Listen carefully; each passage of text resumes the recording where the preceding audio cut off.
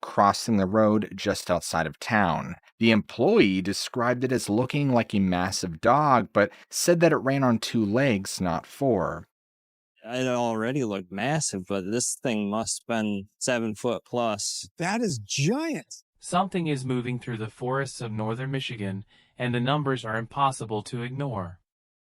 Researchers and independent investigators who track unusual wildlife encounters across the Great Lakes region are now reporting that documented sightings of what locals call the Michigan Dogman have reached levels not seen in 5 decades. The sheer volume of reports flooding into cryptid research databases, local news tip lines, and online communities dedicated to unexplained phenomena has prompted serious discussion about what exactly is happening in the dense wilderness corridors of Michigan's Lower Peninsula. Whether you believe these accounts reflect a real and unknown creature, misidentified wildlife, or a powerful regional mythology feeding on itself, the pattern emerging on territory maps is genuinely difficult to dismiss. Counties that had gone years without a single report are suddenly generating multiple accounts per season. And the geography of where these sightings are clustering tells a story all its own.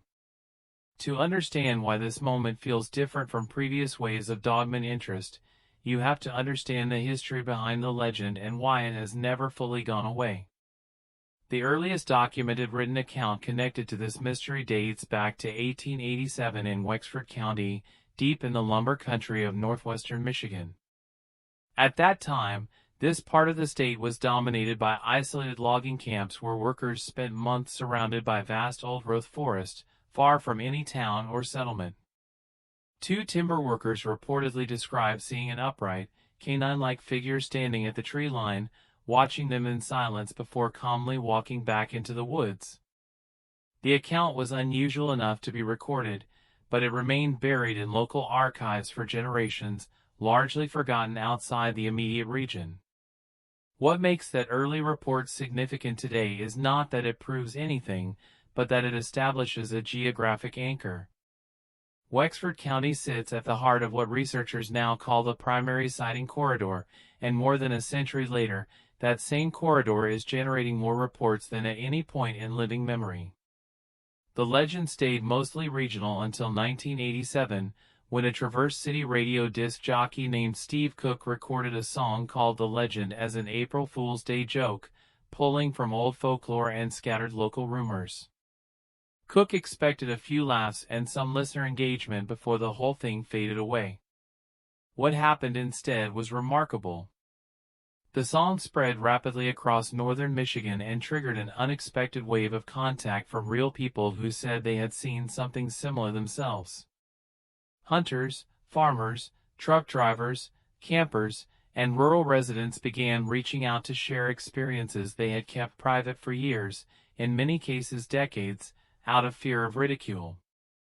Cook preserved those letters, and they became one of the earliest systematic collections of dogman witness testimony. What researchers noted when examining that archive was the consistency of detail across accounts from people who had no connection to one another. Witnesses repeatedly described a large, muscular, canine-featured creature standing between 6 and 7 feet tall, moving on 2 legs with a fluid and purposeful gait, and displaying unusual awareness of human presence without immediately charging or attacking. This behavioral signature appears in the 1987 archive, in reports from the intervening decades, and in the current wave of accounts. Another repeated detail is the effect the creature's presence appears to have on the surrounding environment. Witnesses consistently describe an unusual silence descending during encounters, birds stopping mid-call, squirrels freezing, normal forest background noise cutting off entirely. This phenomenon is not unique to dogman reports. Wildlife researchers have documented similar silence responses in the presence of apex predators that animals recognize as serious threats. The fact that witnesses independently describe this effect without appearing to know it is a common feature of such encounters suggests it may reflect something real about the encounter conditions, even if the identity of what triggered it remains open. The territory map becomes even more interesting when you overlay it with infrastructure data. The sighting corridor corresponds closely with the boundaries of state forest land, national forest designations, and areas with the lowest road density in the lower peninsula. These are places where a large animal could theoretically move significant distances without being observed, using river bottoms, ridge lines, and dense cover to avoid detection. Wildlife biologists use exactly this kind of habitat analysis when tracking known species like mountain lions, which have been confirmed in Michigan on multiple occasions in recent years despite being considered locally extinct. The point is not that a large unknown animal is definitely present in these forests. The point is that the geography of the sighting reports aligns almost perfectly with the geography of habitat that would support a large, elusive animal that actively avoids human contact. That alignment is what makes the territory map worth taking seriously as a document, even for people who begin from a position of skepticism. The increase in sighting reports also has to be understood in the context of how information is collected and shared today versus how it was collected in previous decades. Trail cameras have become inexpensive and widely used among hunters and wildlife enthusiasts throughout Michigan.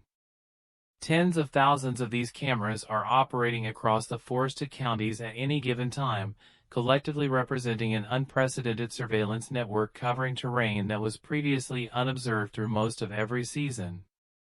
Smartphones mean that nearly every person who goes into the woods carries a camera, a recording device, and immediate access to platforms where unusual experiences can be shared within minutes. Online communities specifically dedicated to tracking unexplained encounters have made it dramatically easier for witnesses to report and for researchers to collect accounts systematically. All of these factors would increase the volume of reported sightings even if the underlying phenomenon had not changed at all. Researchers acknowledge this openly. But they also note that the quality and detail of recent reports, and the geographic specificity now possible because witnesses can share precise GPS coordinates, has produced a dataset that is in some ways more useful than anything available from earlier periods. What the current surge has not produced, and what skeptics correctly identify as the decisive missing element, is physical evidence that satisfies scientific standards. No body, no bone, no tissue sample, no clear and verified photographic or video evidence of something that cannot be explained as a known animal has emerged from the hundreds of recent reports. This absence matters. The forests of Michigan are extensively studied by wildlife biologists, state game managers, and university researchers. Large mammals leave physical traces. They are captured on trail cameras. They leave hair, scat, tracks, and other biological material that accumulates in databases. If a genuinely novel large animal existed in the numbers that the sighting frequency might suggest, the scientific community would expect to have encountered hard evidence by now. This is the argument that responsible investigators, including those who take witness accounts seriously, cannot simply wave aside. The gap between what witnesses describe and what physical evidence can confirm remains the central unresolved tension in this entire subject. And yet the accounts keep coming. A veteran deer hunter with 40 years of experience in Manistee County describes watching a 7-foot figure stand motionless at the edge of a cornfield at dusk before turning and walking back into the forest edge with what he describes as a completely human stride. A pair of kayakers on a remote section of river report footsteps matching their pace along the high bank above them for nearly a mile, sounds that stopped when they stopped and resumed when they paddled again, accompanied by deep, steady breathing from the vegetation. A rural property owner in Mason County installs cameras after repeated incidents with livestock and captures footage of a tall, upright figure at the forest edge in the early hours of the morning, footage blurry enough to be dismissed and clear enough to be unsettling. None of these accounts prove anything individually.